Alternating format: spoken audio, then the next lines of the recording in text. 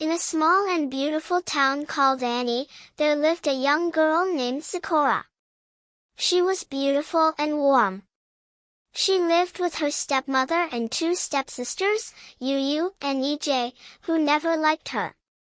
Despite her kind heart and gentle nature, she was often mocked by her stepsisters and her peers for not being as quick-witted or smart as they were. This made her lose her self-confidence. She was always by herself, as none of her peers would play or hang out with her. They all teased Zikora for not being as brilliant as they thought they were. "Zikora, you are so slow. You will never be as smart as us," teased one child. "Yes, you will always be a silly ghost," said another. Zikora had learned over the years not to react in front of her peers, but she would always cry herself to sleep most nights. Her stepmother and stepsisters did not care too much about her well-being, so she carried on all by herself. One day, Zikora was being teased as usual by her classmates.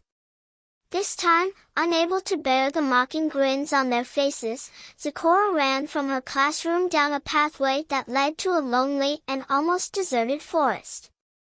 She wanted to get away from all the noise, so she wandered deeper and deeper into the forest until she stumbled upon a clearing with a beautiful ancient tree in the center. She sat under the tree and sobbed bitterly. "Why can't I be smart like the others? Why am I always the one left behind?" Zikora cried as she beat herself up. "I wish I could be as smart as the other kids at school, even if it's just for a day," she continued in her painful lamentations. Suddenly, she heard a voice. "Hi, why do you cry?"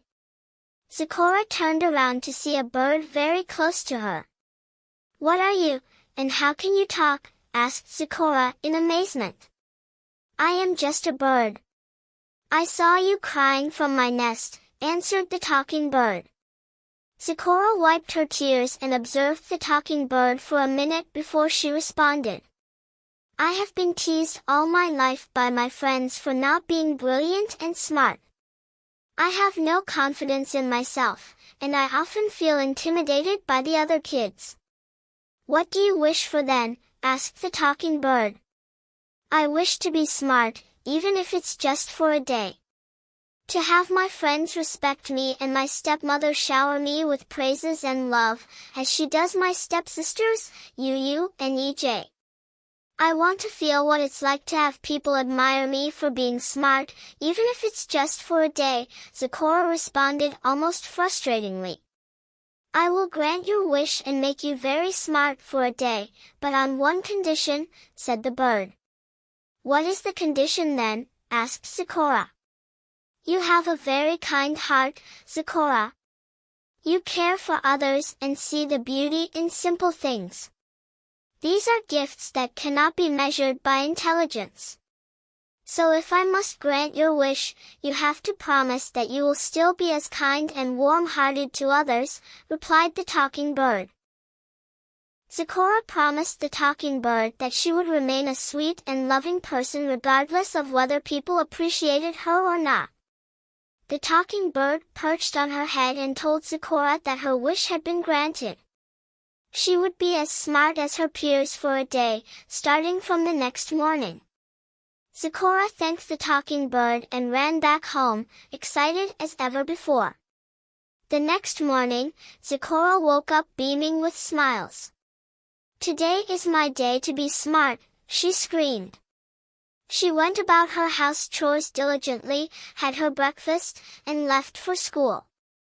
During classes, Zikora paid close attention to the teacher. As the teacher asked questions, Zikora provided answers effortlessly. She would raise her hand before anyone else and give correct answers to the teacher's questions. Her classmates were amazed by how brilliant Zikora had suddenly become. Zikora went on and on, listening and answering questions throughout the day until school ended. Some of her classmates rushed to her to ask for help with their assignments, and she coached them all through it. Her stepsisters, Yu and EJ, couldn't believe their eyes at how brilliant and confident Zikora had become overnight. They came to her for assistance and pleaded for her forgiveness for how rudely they had treated her in the past. Zikora hugged her sisters and forgave them. She also helped them with their assignments. As the sun was setting, Zikora sat on her bed, looking up at the sky, thankful for the opportunity to be brilliant, to be seen, and to be appreciated. She knew she might go back to her old self at daybreak because the talking bird had only granted her wish for a day. She smiled at the sky in appreciation and made a silent wish that her newfound confidence and brilliance would never disappear as she drifted off to sleep. The next day at school, Zikora was even more confident and brilliant than the previous day. She became the admiration of the whole school, and her peers were drawn even more to her humility and warm heart. A week later, Zikora was still amazed that she remained brilliant and smart. So she decided to visit the forest and seek out the talking bird. When she got to the same spot where she had met the talking bird the last time, lo and behold, the bird was there, sitting gracefully on a stone beside the tree. "Why am I still smart? You granted my wish for a day, and it's been over a week. I'm still brilliant and confident, and my peers no longer tease me," asked Zikora. "I didn't grant any wish. I am not a magician or a fairy. I only listened and gave you the impression that your wish had been granted. You have been a smart young lady all along, but you needed someone to believe in you, and I did and still do. I showed you the light you didn't know you had in you, and that's all," replied the talking bird. Zikora broke down in tears and hugged the talking bird tightly. "Remember, Zikora, you are worthy just as you are.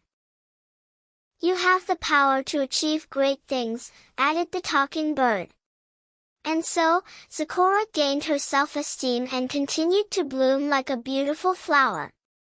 She visited the talking bird occasionally to play around in the forest. She also gained new love and attention from her stepmother and stepsisters, and her brilliance continued to grow as the years went by. This is the end of my story. I hope you learned something from this story. Please, if you haven't subscribed, kindly click on the subscribe button. Be a part of my growth. Turn on the notifications so that when I post more interesting stories, you'll be the first to get them. And if you're a returning subscriber, thank you so much for your consistent support.